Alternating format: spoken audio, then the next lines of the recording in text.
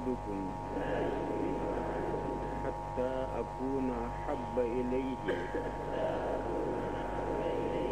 من والده وولده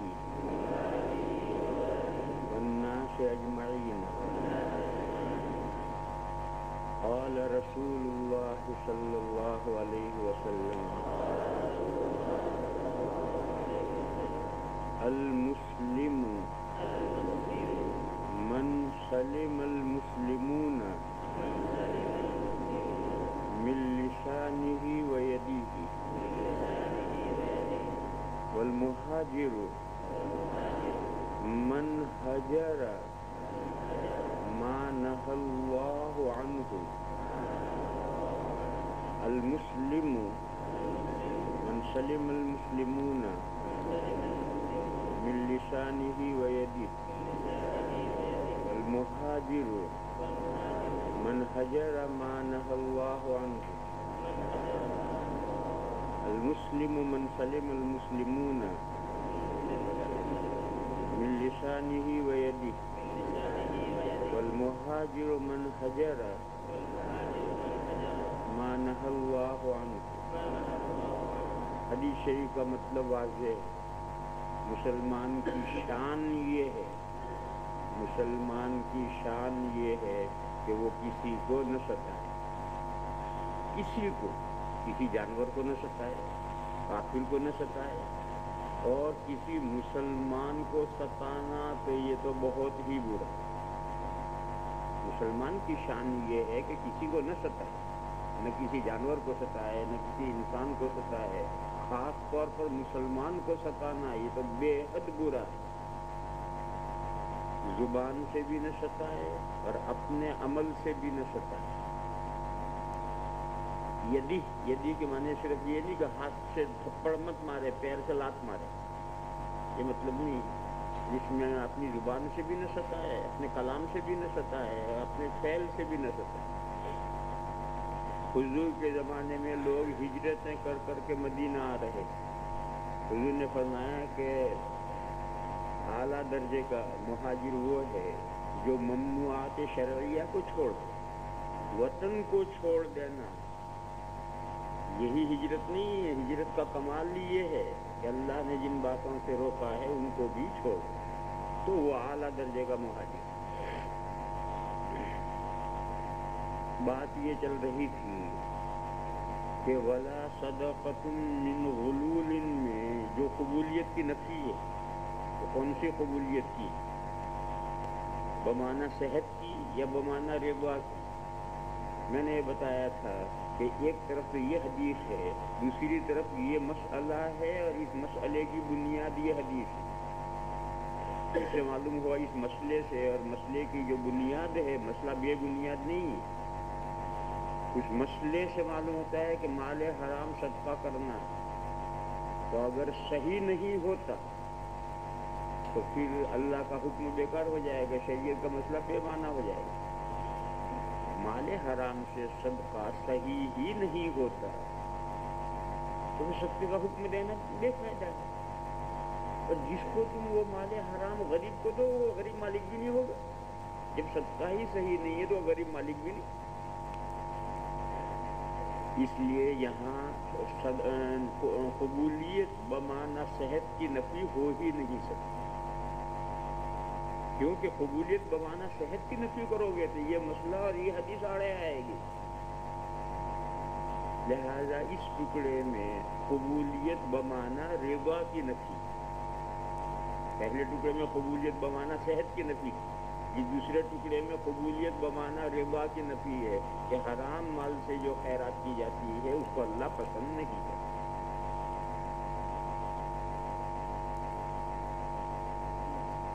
پھر یہ جو حرام مال دیا گیا ہے یہ کیوں دیا گیا ہے؟ نہ دے تو کیا کرے؟ حرام مال جو غریبوں کو دے دیا گیا ہے ثواب کی نیت کے بغیر کیوں دیا گیا ہے؟ جواب یہ ہے کہ نہ دے تو کیا کرے. دو ہی راہیں ہیں، پھاڑ کر کے انگیٹھی میں نوٹیں ڈالیں. یہ کون سی عقل پسند کرے گی مال ضائع کرنا ہے؟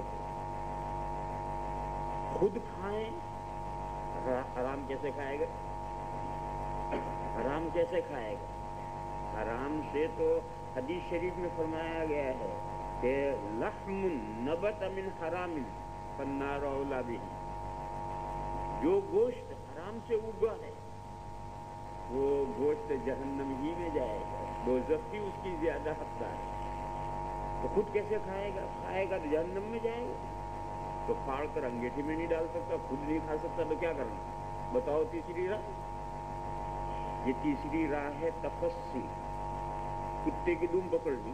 تفسی کے معنی دم چھڑانی ہے کتے کو، لفظ تفسی کے معنی ہے دم کیسے چھڑائی جائے، ہماری دم پکڑ لی اس نے، اب یہ مال ہمارے سر پڑا ہے، جب ہم نے لیا تو ہم بڑے پاگل تھے، مگر اب اللہ نے توفیق دی، ہم نیک بن گئے، اب ہم خود بھی اسے نہیں کھا سکتے، ضائع بھی نہیں کر سکتے، تو کرنا کیا ہے؟ تو شریعت نے راہ بتائی کہ دم چھڑانے کے لیے غریبوں کو دے دو بغیر ثواب کی نہیں۔ یہ تفسی کی راہ ہے، کیوں اس کے علاوہ اور کوئی شکل نہیں ہے۔ پھر طالب علم میں سوال کر سکتا ہے کہ بھئی حرام تو حرام ہے، مردار مرغی مر گئی، میں کھاؤں تو بھی حرام ہے، غریب کو دے دوں تو بھی حرام ہے، یہ کیا بات ہوئی کہ ہم تو مال حرام نہیں کھا سکتے اور غریب کو ثواب کی نیت کے بغیر دے دیا تو وہ کھا سکتا ہے؟ اس کا جواب یہ ہے کہ تبدل ملک سے تبدل شے ہو، مرغی جو مری ہوئی مردار مرغی ہے، یہاں تبدل ملک سے کوئی تبدیل نہیں ہے، وہاں ملکیت ہی ختم ہو گئی، جب مردار ہو گیا تو اس کا کوئی مالک ہی نہیں رہا۔ لیکن یہ تبدل ملک سے تبدل شے ہوتی ہے، اس کا مالک یہ حرام والا تو نہیں ہے، اس کا جو اصل مالک ہے وہی مالک ہے۔ اسی لیے رد علی رب المال واجب تھا، مگر جب رب المال معلوم نہ ہو یا اس تک پہنچانا بہت مشکل ہو تو ابھی اس کی طرف سے غریب کے پاس جا رہا ہے، یہ مال اس اصل مالک کی طرف سے غریب کے پاس جا رہا ہے، اور اس کا جو کچھ اللہ تعالیٰ کو ثواب دینا ہے وہ اس مال کے مالک کو دیں گے، یہ بیچ میں جو حرام پر قبضہ کیے ہوئے تھے اس کی طرف سے نہیں جا رہا، اور اس کو کوئی ثواب بھی اس کا نہیں ملے گا، ثواب ملے گا تو امتثال کا ملے گا۔ لہٰذا یہ سوال ختم کہ یہ جس کے لیے حرام ہے تو غریب کے لیے کیسے حلال ہوگا؟ جواب ہے کہ غریب کے پاس وہ گیا ہے اصل مالک کی طرف، اور تبدل ملک سے تبدل شے ہوتی ہے، بیچ میں درمیان میں قابض ہو گیا تھا، اس نے تو دم چھڑائی اپنی، اور اس کو تو اگر کوئی ثواب ملے گا تو بھی تفسی کا ملے، وہ امتثال کا ملے گا، غریب تو مال پہنچنے کا ثواب جو ملے گا وہ اصل مالک کو ملے گا۔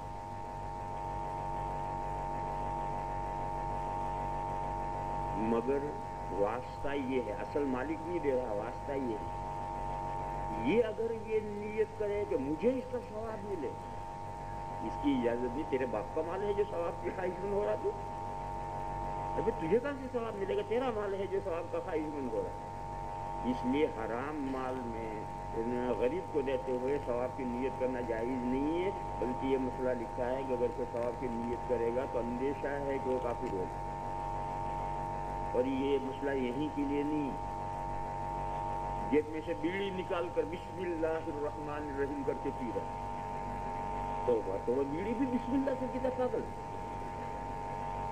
شراب بسم اللہ پڑھ کے شراب پی رہا، وہاں یہ مسئلہ لکھا ہے کہ اگر کوئی شراب پینے سے پہلے بسم اللہ پڑھے گا تو اندیشہ ہے وہ کافر ہوگا، یہ وہ مسئلہ یہاں ہے۔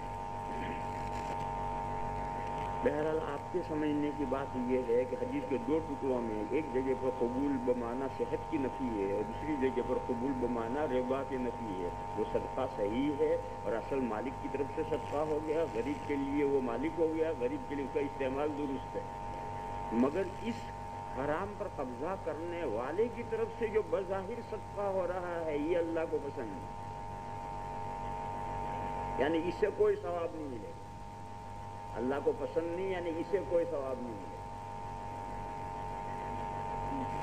مگر اس کا ذمہ فارغ ہو گیا، جیسے وہ غلام بھاگا ہوا تھا، وہ جو نماز پڑھے گا نماز صحیح ہو جائے گی، مگر اللہ کو پسند نہیں، اللہ قبول نہیں کرتے، اس کو ثواب کوئی نہیں ملے گا، مگر اس کی نماز ہو گئی اور ذمہ فارغ ہو گیا۔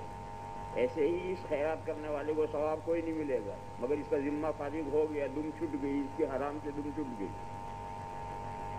اب یہاں سے ایک قاعدہ پکڑو جو بار بار اس کی ضرورت پڑے گی، ایک سلسلے بیان میں مختلف المدارج احکام اکٹھا ہوتے ہیں، یہ ایک قاعدہ مضبوط پکڑو. ایک سلسلے بیان میں مختلف المدارج احکام اکٹھا ہوتے ہیں. مثلا عشر من الفطرہ، 10 چیزیں نبیوں کی سنتیں ہیں. اب وہ جو 10 گنائی ہیں وہ سب ایک درجے کی نہیں ہیں.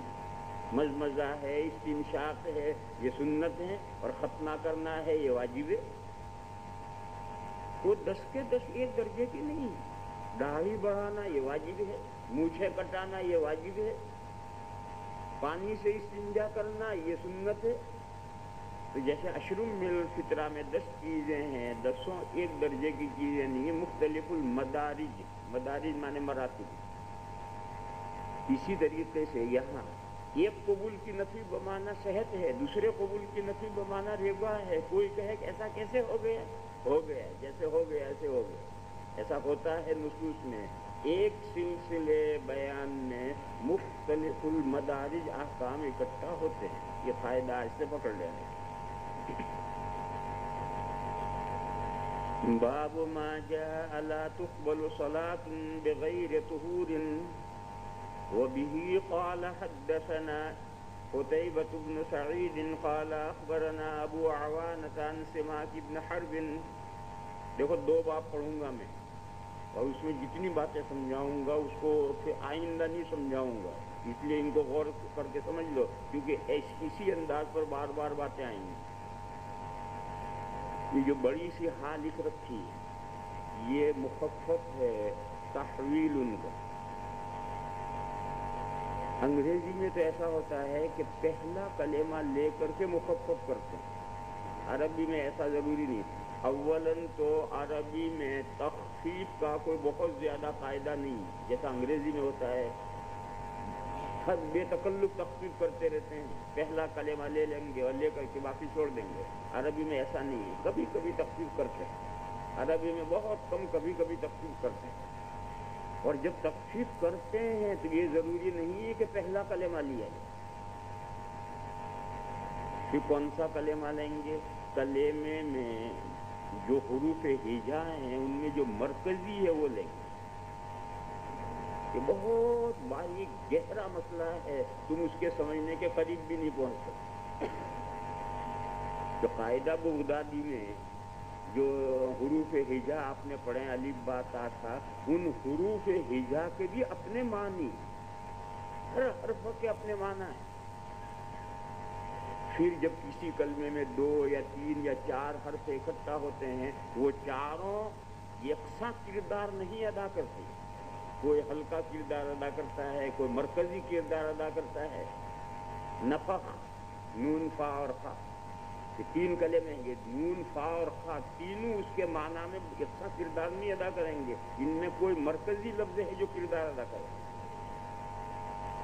وہ مرکزی لفظ بدل جائے تو معنی بدل جائیں گے، اور مرکزی لفظ نہ بدلے، ادھر ادھر کے بدلتے رہیں تو معنی میں اشتراک رہے گا، معنی باقی رہیں گے. نفخا کہو، نفحا کہو، آخر میں خا نکال کر ہا لگا دو. نفشا کہو، آخر کا لفظ نکال کے سا لگا دو. نفرا کہو، آخر میں نکال کے را لگا دو. سب کے معنی مشترک، کیونکہ مرکزی کردار نون اور خا ادا کر رہے ہیں، اور وہ آخری لفظ مرکزی کردار نہیں ادا کر رہا. لہذا وہ اگر بدلتا جائے گا تو معنی نہیں بدلے، اور نون فا بدل گئے تو معنی گئے. یہ بہت گہرا مسئلہ ہے، تمہارے بس کا نہیں ہے. اس مسئلے کے قریب پہنچنا بھی تمہارے بس کا نہیں ہے. یہ تو ایک لمبی زندگی کسی زبان میں آدمی جب گھستا ہے تب زبان کے رموز معلوم ہوتے ہیں، اس کے بغیر نہیں جان سکتا. ابھی تو بالاجمال سمجھے بغیر، بالاجمال آپ کو یہ جان لینا چاہیے کہ عربی میں جو حروف ہجا ہیں ان میں سے ہر حرف کے اپنے معنی ہیں. پھر جب کوئی کلمہ مرکب ہوگا تو 2 حرفوں سے، 3 حرفوں سے، 4 حرفوں سے مرکب ہوگا. تو اب یہ جو 3-4 حرف ہیں ان میں بعض مرکزی کردار ادا کریں گے، بعض خدمت کریں گے، خادم کی حیثیت سے ہوں. تو یہ جو کلمے میں مرکزی لفظ ہوتا ہے اس کو جب کسی لفظ کو مخفف بنانا ہوتا ہے تو مرکزی لفظ لے لیا جاتا ہے. تو تحویل، اس میں سے تا کو چھوڑ کر خالی گئی، آگے واو یا لام یہ نہیں لیے گئے. کیونکہ تحویل ان میں جو مرکزی کردار ادا کرتا ہے وہ یہاں ادا کرتا ہے. اس کو کیسے پڑھنا؟ اس کو پڑھنے کے دو طریقے ہیں. ایک تو کہ جیسا لکھا ہے ایسا ہی پڑھو، اور ایک یہ ہے کہ یہ جس کلمے کا مخفف ہے وہ اصل کلمہ پڑھو. دونوں طرح سے پڑھنے کا رواج محدثین میں رہا ہے. ایسا بھی پڑھتے تھے عن سماک بن حرب تحویل قال وحدثنا، اس ہا کو پڑھتے تھے تحویل، الگ سانس میں الگ پڑھ لیں گے تحویل، اور پھر کہیں گے قال وحدثنا. لیکن یہ پڑھنے کا طریقہ کبھی رہا ہوگا، اب دنیا میں کہیں یہ طریقہ رائج نہیں. اب ساری دنیا میں یہ طریقہ رائج ہے وہ اس ہے یہ ہے کہ اس کو پڑھو، مگر یہ ہے مخفف تحویل ان کا، یعنی سند چینج ہو رہی ہے. جیسے گاڑی کی پٹری ادھر سے یوں جاتی ہے، پٹری بدلتی ہے، ایسے یہ پٹری بدل رہی ہے، گاڑی سند چینج ہو رہی ہے. حضرت امام ترمذی علیہ الرحمہ کے استاد ہیں قتیبہ، ان کے استاد ہیں ابو عوان، ان کے استاد ہیں سماک بن حرب. سماک بن حرب کے استاد آنے چاہیے، مگر حضرت امام ترمذی علیہ الرحمہ نے لائن بدلی اور دوسری سند پیش کی. امام ترمذی کے دوسرے استاد ہیں حناد بن السری، ان کے استاد ہیں وقی، ان کے استاد ہیں اسرائیل، اور پھر ان کے استاد ہیں سماک. جو پہلی حدیث میں سماک آئے تھے وہی سماک یہاں بھی آ گئے. اب دونوں سندیں سماک پر مل گئی. اب آگے جو چلے گی وہ دونوں سندوں کا آخر چلے گا. اس میں سمجھنے کی دو باتیں ہیں. ایک تو یہ کہ دونوں سندیں جب سماک پر اکٹھا ہو گئی تو یہ سماک ہیں مدار الحدیث. مدار الحدیث کا مطلب یہ کہ اگر آپ کبھی حوالہ دیں گے تو آپ حوالہ ابو عوانہ کا نہیں دیں گے، قتیبہ کا نہیں دیں گے کہ قتیبہ کی حدیث میں یہ ہے، ابو عوانہ کی حدیث میں حدیث یہ ہے، یا وقی کا حوالہ نہیں دیں گے، یا اسرائیل کا حوالہ نہیں دیں گے. آپ یہ کہیں گے کہ سماک ابن حرب کی روایت ملی ہے. لہذا یہ آئندہ یہ لفظ ہے کہ مدار اسناد، مدار اسناد سماک ابن حرب ہے، جس کو مدار الحدیث بھی کہتے ہیں اور مدار اسناد بھی کہتے ہیں. سندیں جس مرکزی راوی پر جا کر اکٹھا ہوں گی اور وہاں سے پھر ایک ہی سند چلے گی، متعدد سندیں نہیں. وہ مرکزی راوی مدار حدیث ہے، مدار اسناد ہے. اس اسناد میں سماک ابن حرب جو ہے مدار اسناد. دوسری بات یہ سمجھنے کی ہے کہ اسناد کی دو قسمیں ہیں، عالی اور سافل. عالی معنی اونچی، سافل معنی نیچی. یہ اونچی اور نیچی ہے مرتبے کے اعتبار سے. اور محدثین کے یہاں جس سند میں راوی بڑھ جائے وہ سافل ہے. سافل کے لیے دوسرا لفظ ہے نازل. اور جس سند میں راوی کم ہو جائیں وہ عالی. دیکھو پہلی سند جو سماک تک گئی اس میں دو راوی ہیں، قتیبہ اور ابو عوانہ. اور دوسری سند جو سماک تک گئی اس میں تین راوی، حناد، وقی اور اسرائیل. لہذا دوسری اسناد سافل ہو گئی، نازل ہو گئی، پہلی اسناد عالی. یہ محدثین کے یہاں کی بات کہہ رہا ہوں. فقہا کے یہاں عالی اور سافل اس طرح نہیں ہوتے. ان کے یہاں راویوں کی حالت دیکھنی. جس سند کے راوی اعلیٰ درجے کا ہوں گے حفظ میں، اتقان میں، فقاہت میں، وہ سند عالی ہے چاہے کتنی لمبی ہو. اور جس سند میں واسطے چاہے کم ہوں لیکن آدمی جو ہے وہ اعلیٰ درجے کے، نہ حفظ میں ہے، نہ اتقان میں ہے، نہ فقاہت میں ہے، تو فقہا اس حدیث کو نازل سمجھتے ہیں، کیونکہ فقہا کے فقاہت کا اعتبار ہے. لہذا فقہا کی عالی اور سافل اور ہے. محدثین جس کو عالی اور سافل کہتے ہیں فقہا اس کا اعتبار نہیں کرتے. مگر اس وقت چونکہ ہم حدیث شریف پڑھ رہے ہیں تو حدیث شریف کی اصطلاح یہ ہے کہ جس سند میں راوی بڑھ جائیں وہ سافل ہو جاتی ہے، نازل ہو جاتی ہے، اور جس میں راوی کم ہو جائیں وہ عالی ہو جاتی ہے. بس جب امام ترمذی علیہ الرحمہ یا کوئی بھی محدث، یہ امام ترمذی کی بات نہیں، کوئی بھی محدث جب ایک حدیث کی 2 یا زیادہ سندیں پیش کرے گا اور ہا ہا ہا ہا ہا کرے گا تو سب سے پہلی عالی سند لکھے گا، جو عالی سند ہے اسے سب سے پہلے لکھے گا، پھر ہاں کر کے دوسری سندیں لائیں گے۔ یہ محدثین کا عام طور پر قاعدہ ہے، عام طور پر۔ اگر کہیں اس کے خلاف ہو جائے اور تم میرے پیچھے پڑ جاؤ، معاف کرنا بابا۔ عام طور پر یہ قاعدہ ہے کہ محدثین کرام پہلی سند عالی لکھتے ہیں اور ہاں کے بعد نازل لکھتے ہیں۔ اسی طریقے پر محدثین کا ایک عام قاعدہ یہ ہے کہ آگے جو متن آئے گا وہ پہلی سند کا جو استاد ہے اس کا متن آئے گا۔ پہلی سند کے استاد نے قتیبہ ابن سعید، تو قتیبہ ابن سعید نے جو امام ترمذی کو حدیث کے الفاظ سنائے ہیں وہ آگے متن میں لکھتے ہیں، اور دوسرے تیسرے چوتھے جو اساتذہ ہیں ان کی الفاظ مختلف ہیں تو ان کو الگ سے بتائیں گے، جیسا کہ اس حدیث کے آخر میں بتائیں گے کہ حناد کی حدیث میں یوں لفظ ہے، وہ صرف لفظوں کا فرق ہے، معنی ایک ہی ہے، لیکن حناد کے لفظ الگ بتائے کہ حناد کے لفظ یہ ہیں، قتیبہ کے لفظ کون سے ہیں؟ قتیبہ کے لفظ یہی جو پہلے لکھے گئے وہ قتیبہ کے لفظ ہیں۔ یہاں سے قاعدہ یہ سمجھ میں آیا کہ جو پہلی سند ہے اس پہلی سند میں جو مصنف کتاب کا استاد ہوتا ہے اس نے جو حدیث شریف کے الفاظ بیان کیے ہیں وہ متن لکھیں گے، دوسرے اساتذہ کے الفاظ مختلف ہوں گے تو اس کو الگ بیان کریں گے۔ اور اگر بہت اختلاف ہو، کوئی ایک آدھ لفظ میں 2 لفظوں میں اختلاف ہو تو بیان کرے، لیکن اگر آپس میں الفاظ بہت مختلف ہوں تو پھر دیکھو کہ معنی سب کا مضمون ایک ہے یا مضمون میں بھی اختلاف ہے؟ نہیں، مضمون ایک ہے، مضمون میں کوئی اختلاف نہیں، تو پھر حضرت امام ترمذی سارے اساتذہ کو اکٹھا کریں، حدثنا حناد قتیبۃ وفلان وفلان والمعنی واحد، یہ لفظ لائیں گے، والمعنی واحد، یہ سب اساتذہ نے مجھے حدیث بیان کی ہے اور سب کے الفاظ الگ الگ ہیں مگر مضمون اور مفہوم سب کا ایک ہے۔ اب جو آگے آپ نے متن لکھا ہے وہ کون سے استاد کا ہے کوئی قرینہ نہیں، اللہ جانے کون سے استاد کا ہے، ایسی شکل میں کوئی قرینہ نہیں ہوتا ہے کہ یہ 4 اساتذہ اکٹھا کر کے والمعنی واحد ان کا، تو اب آگے متن کون سے استاد کا ہے اس کے لیے کوئی قرینہ نہیں۔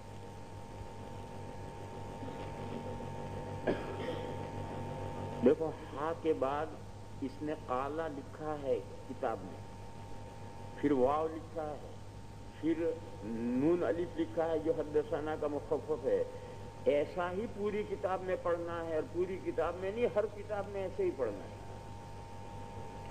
طالب علم بعض مرتبہ غلطی کرتے ہیں اور وہ یوں پڑھتے ہیں ہاں وقال حدثنا، واو کو پہلے کر ڈالتے ہیں وقال حدثنا، یہ غلط ہے۔ یہاں جیسے لکھا اسی طرح سے ہر کتاب میں پڑھنا ہے، قالا پہلے اور واو اس کے بعد۔ قال، اس قالا کا فاعل ہے امام ترمذی، قال وحدثنا حناد قال حدثنا وکیع عن اسرائیل۔ یہاں ایک سوال ہوتا طالب علم کا کہ قالا کا فاعل امام ترمذی اور خود ہی کہہ رہے ہیں قالا، یہ قالا تو امام ترمذی کا لکھا ہوا ہے، تو وہ قالا کیوں لکھا ہوا؟ قل تو کہتے۔ اس کا جواب ہے کہ یہ قالا جو ہے کسی کاتب نے بڑھا دیا ہے، ورنہ طریقہ یہ قالا لکھنے کا نہیں ہے، طریقہ جو ہے ہاں اور اس کے بعد وا اور حدثنا ہے۔ قالا تو ہمیں بڑھانا ہے، ہمیں بڑھانا ہے، وہ جو ہمیں بڑھانا ہے یہ کسی راوی نے بڑھا دیا، ورنہ امام ترمذی خود اپنے لیے قالا تھوڑے لکھیں گے، قل تو لکھیں گے، اسی لیے پوری کتاب میں یہ قالا نہیں آئے گا، وہ تو آپ کو بڑھانا ہے وہاں۔ قال وحدثنا حناد قال حدثنا وكيع عن إسرائيل عن سماك عن مصعب بن سعد عن ابن عمر رضي الله تعالى عنهما وعنهم۔ یہ قاعدہ بھی یاد رکھو، ترقی صحابہ کے لیے ہے، دوسروں کو صحابہ کے تابع بنا سکتے ہیں بالاستقلال، ترقی صحابہ کے علاوہ کے لیے نہیں، جیسے صلاۃ و سلام انبیاء کے لیے، دوسروں کو انبیاء کے تابع بنا کر تو صلاۃ و سلام میں شریک کر سکتے ہیں، یوں کہیں صلی اللہ علی نبینا وآلہ وصحبہ وازواجہ وامتہ، جتنوں کو بڑھانا تابع کر لو، لیکن آپ کہیں کہ صلی اللہ علی عائشہ یا صلی اللہ علی علی، یہ نہیں کہہ سکتے. تو صلاۃ اور سلام نبیوں کے ساتھ خاص ہے، ترغی صحابہ کے ساتھ خاص ہے، ترحم یہ اللہ کے نیک بندوں کے لیے، کوئی بھی نیک بندہ ہو اللہ کا ترحم، اور لعنت اللہ کے ان بندوں کے لیے ہے جن کا کفر پر مرنا یقینی ہے، جیسے ابو جہل، ابو لہب، فرعون، حامان، شداد، مرزا غلام احمد قادیانی، جن کا کفر پر مرنا بالیقین ہے، ان کے لیے آپ کہیں گے لعنہ اللہ. آپ کا جی چاہے تو کہہ سکتے. اس میں ایک تو عام غلطی اور